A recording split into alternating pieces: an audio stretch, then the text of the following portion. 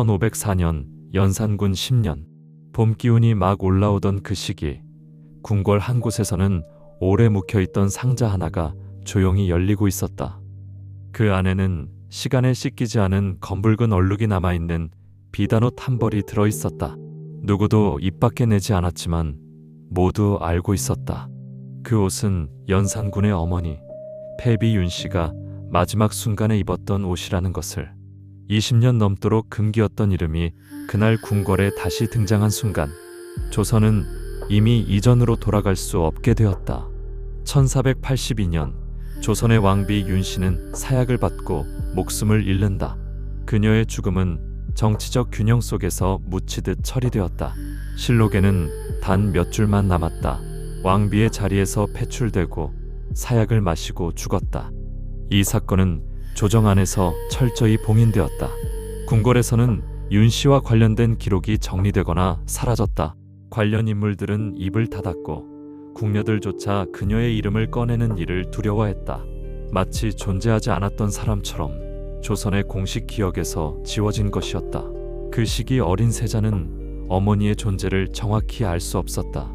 그는 어머니에 대한 질문을 할 수 없는 분위기 속에서 자라났고 윤씨라는 이름은 그의 기억 속에서 공백으로 남았다. 이 침묵은 20년 이상 이어졌다. 1494년 성종이 세상을 떠나며 19살의 세자가 연산군으로 즉위한다.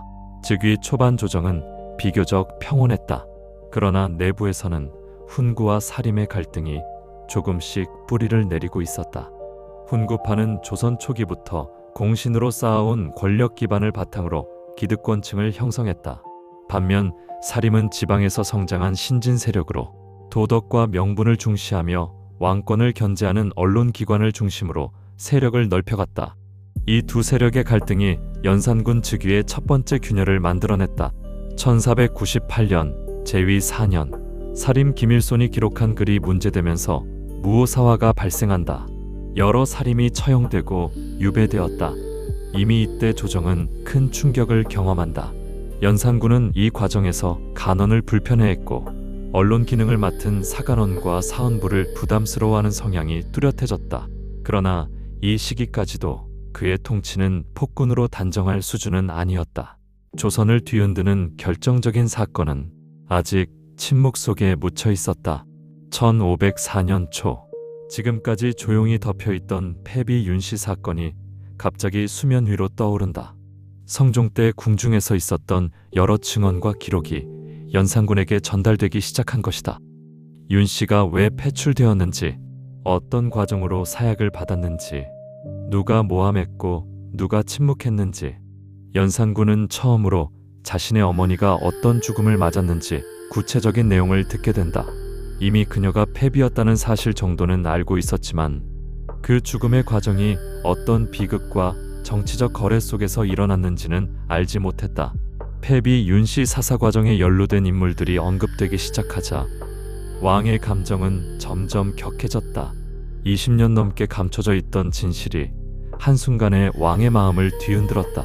과거를 처음 들여다본 것이 아니라 과거의 구체적이고 잔혹한 실체를 처음 확인한 순간이었다. 연산군은 가장 먼저 패비 윤씨를 모함한 것으로 알려진 성종의 후궁들을 겨냥한다. 귀인 엄씨와 귀인 정씨는 궁중에서 거칠게 조사받았고 이내 죽음을 맞는다. 궁궐은 충격에 빠졌다. 왕이 감정에 따라 생사를 결정하는 첫 장면이었다. 하지만 이것은 징벌의 시작에 지나지 않았다. 왕은 곧 명령을 내린다. 패비 윤씨가 패출되고 사사될 당시 조정에 있었던 모든 관리들의 명단을 가져오라는 것이었다. 이 명령은 조정 전체에 공포를 퍼뜨렸다. 20년 전 조정에 있었던 인물들은 대부분 현지 고위 관료들이었기 때문이다.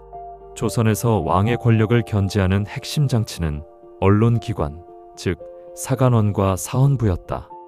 이곳은 왕에게 직접 간언하며 잘못을 바로잡는 역할을 했고 조선 정치 시스템의 균형추 같은 존재였다. 그러나 연산군의 분노는 이 기관을 향했다. 과거 윤씨 패출 당시 반대하지 않았다는 이유로 당시 언관들은 죄인으로 규정되기 시작했다. 1504년 봄부터 여름까지 수많은 언관들이 파직 유배되며 사관원과 사헌부는 사실상 기능을 잃었다. 조선의 언론 기능은 여기서 완전히 붕괴된다. 왕을 견제할 기관이 사라졌고 정치는 왕의 감정에 직접적으로 흔들리는 형태가 되었다. 언관 숙청에 이어 숙청 등 대상은 과거 윤씨 사건 당시 재직했던 대신들 전체로 확대되었다.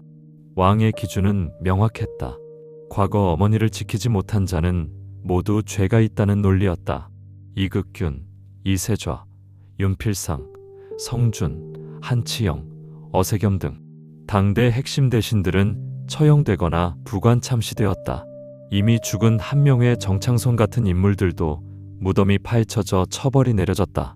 1504년 가을까지 이어진 이 숙청의 결과 처벌된 자만 수백 명에 달했다.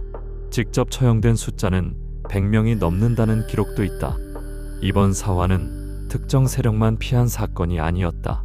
훈구와 살인 모두 피해를 입은 조선 정치 구조 자체가 흔들린 사건이었다. 갑자사화가 끝났을 때 조선의 정치 시스템은 거의 마비 상태가 되었다. 숙청 이후 연산군의 통치는 급격하게 변질된다. 언론 기능이 사라지자 왕은 국정을 감정적으로 다루게 되었다. 궁궐은 연회와 향락의 공간으로 바뀌었다. 궁인들과 기생집단 흥청이 궁중으로 끌려왔고 밤낮으로 잔치가 이어졌다. 백성들의 집을 철거해 새로운 궁궐 공간을 만들기도 했다. 조세는 늘었고 백성의 생활은 한층 더 피폐해졌다. 1504년 한글로 된 비방벽서 사건이 발생하자 왕은 언문 사용 금지령을 반포한다. 한글 교육과 사용을 금지하고 사용자를 고발하도록 지시하는 강경 조치였다. 다만 이 조치는 오래 지속되지는 못했고 궁중에서는 다시 한글이 실무에 쓰이기 시작한다. 그러나 중요한 사실은 이 시기 조선은 제도적 견제 없이 왕 한 사람의 성향과 감정에 의해 흔들리는 나라가 되었다는 점이다. 1506년 연산군 12년 왕의 폭정이 심화되자 조정 내부에서는 광범위한 불안이 퍼졌다.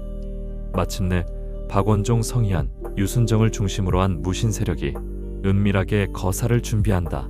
많은 신하들이 이에 동의했다. 더는 왕과 함께 갈 수 없다는 판단이 분명해진 것이다.